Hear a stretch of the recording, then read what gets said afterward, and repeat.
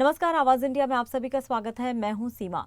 महाराष्ट्र के नंदुरबार जिले में ऐसे कई गांव और बस्तियां हैं जो हर साल मानसून के दौरान नर्मदा नदी पार होने के कारण संपर्क से कट जाती हैं। इन हालात को देखते हुए जिला प्रशासन ने इस बार पहले ही तैयारियां पूरी कर ली हैं। जिला कलेक्टर मिताली सेठी के मुताबिक अब तक 60 गांवों में से 39 गांवों तक राशन और दवाइयां पहुंचा दी गई हैं। बाकी के 16 गांवों तक भी 31 मई से पहले जरूरी सामान पहुंचा दिया जाएगा। अब तक कुल 1839 क्विंटल अनाज वितरित किया जा चुका है। ये आपूर्ति नव संजीवनी योजना के तहत की जा रही है ताकि ग्रामीणों को 4 महीने तक किसी भी परेशानी का सामना ना करना पड़े।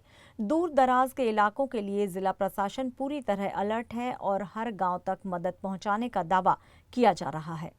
नंदुरबारमध्ये जवळपास 60 गाव असे आहेत ज्यांचा परमनंट डिस्कनेक्शन आहे, म्हणजे ज्याला आपण 24/7 डिस्कनेक्टेड म्हणतो. आणि जवळपास 250 पाडे आहेत ज्यांचा मान्सूनमध्ये संपर्क तुटतो.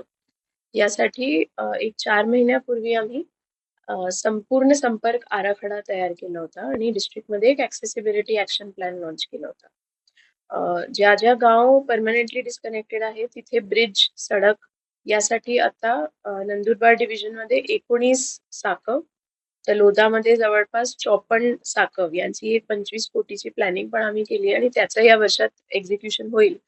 पण आता या पावसासाठी धान्य एक 55 गाव आमचे जे नवसंजीवनीचे गाव आहेत आणि जिथे खरंच खूप प्रॉब्लेम येतो त्यांना 4 महिन्याचं धान्य आम्ही पूर्वीच पाठवतो.